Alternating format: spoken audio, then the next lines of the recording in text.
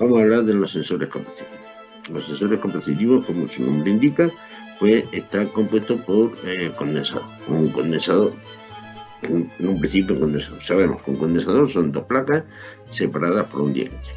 La capacidad del condensador depende directamente de la constante dieléctrica, de lo que haya en medio de las dos placas. Y esa constante dieléctrica es el producto, vemos que sería el producto de la constante dieléctrica del vacío por la constante dieléctrica del medio ahí donde se está desarrollando, o sea, del material que hay entre las dos placas. También esa capacidad de esto vemos perfectamente, o sabemos de siempre, que es directamente proporcional a la superficie de las placas e inversamente proporcional a la distancia que hay entre las dos placas.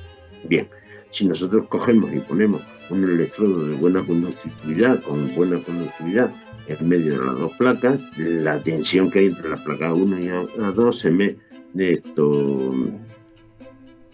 se queda por la mitad. O sea, la mitad de la tensión tendré entre la placa 1 y el electrodo de conductividad, y entre el electrodo de conductividad y la placa 2 tendré la misma tensión, pero la mitad. La misma tensión que la 1, que la mitad. Lo que vamos a hacer ahora va a ser desamblarlo, ¿no? Desamblarlo, o sea, coger y decir, bueno, pues voy a poner la placa 1 y la placa 2 en el mismo plano y voy a dejar en otro plano el electrodo de buena conductividad. Veo que los campos eléctricos que hay desde la placa 1 al electrodo, pues y va como antes, ¿no? Desde la placa 1 al electrodo y del electrodo a la placa 2. Exactamente, veo que pasa lo mismo. Y la distancia, mantengo la distancia que tenía antes, y la tensión, por lo tanto, entre la placa 1 y el electrodo de conductividad que me he inventado, pues tengo la mitad de la tensión que había entre la placa 1 y el 2. Y lo que hago es que la placa 1 la dejo tal como está, y la placa 2 la hago como un anillo concéntrico. Hago un anillo concéntrico a la placa 1 y, bueno, pues me queda exactamente, en un principio me quedaría exactamente igual. Esto pasa, como hemos visto, pues esto es lo que pasa si nosotros pasa con el elemento que hemos puesto de accionamiento, el elemento que, a ver, los sensores capacitivos me van a hacer igual que los sensores inductivos.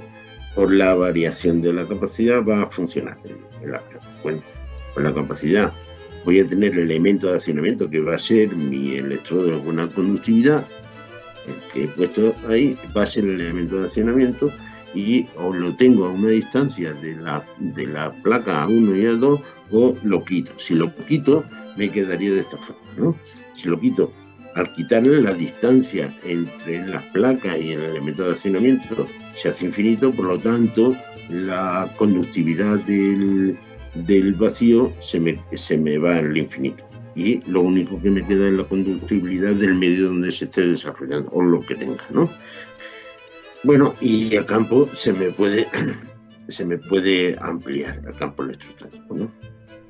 Bien, esto voy a tener, por lo tanto, unas ciertas ventajas, que veo que poniéndole un electrodo que tenga algo de conductividad me va a variar la capacidad del condensador, y por lo tanto esa capacidad del condensador ya veremos cómo funciona exactamente igual que los los inductivos. Me voy a ir a lo que va a ser el oscilador. Después del oscilador voy a tener el rectificador, comparador y demás. Bueno, ahora lo veremos, ¿no? Por lo tanto, voy a tener una ausencia de desgaste mecánico, y por lo tanto va a tener una buena duración. Como no hay movimiento mecánico, voy a tener buena duración con estos sensores. No se producen paradas de máquinas a causa de contactos sucios o fundidos. Los contactos no vibran, por lo que no se producen errores en la conmutación. Altas frecuencias de conmutación. Función resistente a las vibraciones. Una alta clase de protección gracias al cuerpo cerrado que tienen, y el montaje en posición distinta puede estar, ¿no? perfectamente, porque como no tiene unos contactos tan mecánicos y demás, pues bueno, pues tiene buena solución. Aquí está la configuración de los iones, igual que los inductivos, vemos, ¿no? Vemos que la configuración sería la detección, que es el campo electrostático que está formando el condensador, la placa A1 y la placa A2, que está como un anillo concéntrico, y después tenemos el oscilador. Ahora veremos que funciona exactamente como un amplificador operacional y demás. Esta variación de capacidad, le pongo una resistencia en serie, puedo variar lo que sería la XC, la impedancia de la entrada al oscilador o al circuito amplificador que tiene el oscilador, y después esa variación, este potenciómetro serviría perfectamente para los. Después tendríamos lo que sería el rectificador, y pues una vez que rectifico ya tengo una continua un poquito más grande, un poquito más pequeño, comparo y digo a partir de 5 voltios, a partir de menos de 0, pues tengo mayor o menor de 5 voltios. Pongo una comparación y tengo una salida, la tapa de salida que la amplifico, un amplificador operacional. También voy a tener un testigo con un LED que se va a encender cuando va a detectar y demás. Bueno, ondas, en un principio, pues tenemos que si la parte metálica llega hasta el final, la parte metálica en la envolvente del detector llega hasta la parte final. Esto tengo una sonda con blindaje, que el campo electrostático, lo que sí voy a tener que tener en cuenta, el campo electrostático, tengo aquí en el ¿cómo se llama? El aparato en el detector tengo solamente lo que sería, por decirlo así, nada más que una placa. La cara delantera la vemos que sería una placa, la placa 1, y entonces lo que queremos detectar haría las funciones de la placa 2. Por lo tanto, lo que voy a hacer es, lo que voy a detectar, le voy a poner a masa, ¿no? Tiene que estar en masa porque tiene que funcionar de esa forma. Y también están los de sonda no blindada, como hemos visto. El esquema sería la placa 1 y la placa 2 en forma concéntrica. Vemos la placa A1 y la placa A2 de forma concéntrica. De hecho, diferencias entre uno y otro. Pues aquí en el de sonda de blindaje, el campo electrostático puede tener más alcance que en la sonda no blindada. En un principio, la grande diferencia entre los dos, ¿no? Luego tendremos, pues, sería lo que sería el oscilador con el condensador y una resistencia, el condensador y una resistencia, aunque hemos visto anteriormente, puedo hacer una de las dos cosas, o la resistencia variable o condensador variable, igual que los aparatos de radio, los transistores, los aparatos de radio, puedo tener. ¿Qué es lo que tengo? Pues entonces, pues en ausencia de objetivo, del objetivo de lo que quiero ver, pues no tengo señal y lo puedo graduar. Y entonces presente cuando tengo un campo, porque es la capacidad 0. Cuando tengo algo que voy a detectar, tengo un valor de capacidad. Al tener un valor de capacidad, me funciona el oscilador y tengo ahí el funcionamiento del oscilador. Esto me vale a mí para coger y después rectificar. Ya tengo aquí un valor de cresta, rectifico el valor de cresta de la tensión de oscilación, la rectifico y luego la comparo, la rectifico y luego la comparo y tengo la salida de la zona. Bueno, lo mismo que anteriormente tengo que los sensores inductivos, pues tengo mi distancia. La distancia es lo que llamo distancia nominal, el 10% más arriba, más abajo el alcance efectivo. La distancia nominal es la que me va a poner las características. Tengo el alcance efectivo, el alcance útil, también con aquí en las sondas capacitivas también, pero se hace más lo que sería, en vez del 10% del alcance efectivo, se le hace el 20% del alcance efectivo.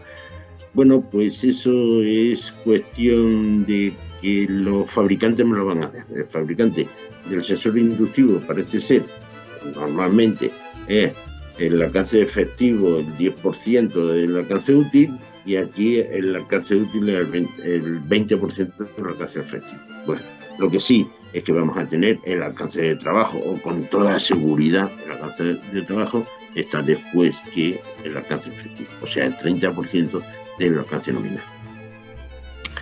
Por lo tanto, vamos a tener, el fabricante me va a tener que dar las características eléctricas de alimentación, el consumo, la corriente que voy a tener en la carga de carga nominal, con la carga mínima que va, la corriente con la carga mínima, la corriente residual, la tensión, las protecciones eléctricas que tiene, la resistencia de aislamiento, la rigidez dieléctrica. Todas estas son características que deben de estar en la placa, en las características que me da este fabricante, ¿no? El tiempo exacto de la respuesta, los sensores de proximidad que están en montaje enrasado y la proximidad de los no enrasados, las distancias que debo de cumplir con uno, ¿no? Y también me va a dar las características mecánicas, el eje de referencia que está en el centro, la superficie activa, la zona libre, la aproximación axial que debo de tener con otros sensores, la aproximación radial, el grado de protección IP que deba de tener eléctrico y mecánico, la carcasa de que está hecho, la frecuencia de operación, resistencia que debe tener a las vibraciones, la resistencia a los golpes y demás. Bueno, son características tanto eléctricas como mecánicas que me debería dar el fabricante, y debía comparar una vez que yo voy a poner un sensor capacitor. La salida, pues como los sensores inductivos, pues tengo salida a 2 hilos que me sirve, la carga la pongo en serie con la salida, y la que me va a accionar, que la carga la pongo en serie con la salida, y por ahí también alimento. Por lo tanto, la carga me debe de soportar la alimentación o la corriente que pasa por cuando del sensor, ¿no? Esto también puedo poner salida a 3 hilos, aquí lo vemos mejor, ¿no? Vemos que la alimentación está entre 2 hilos y la carga ahora la pongo con la salida que me da, pues que normalmente la salida es un impulso, ¿no? Más 5 voltios o 0, ¿no? O me da más o me da menos la salida de comparador. O a 4 hilos. Aquí a 4 hilos puedo poner la carga con la salida positiva o la salida negativa. Y puedo hacerlo de las dos formas.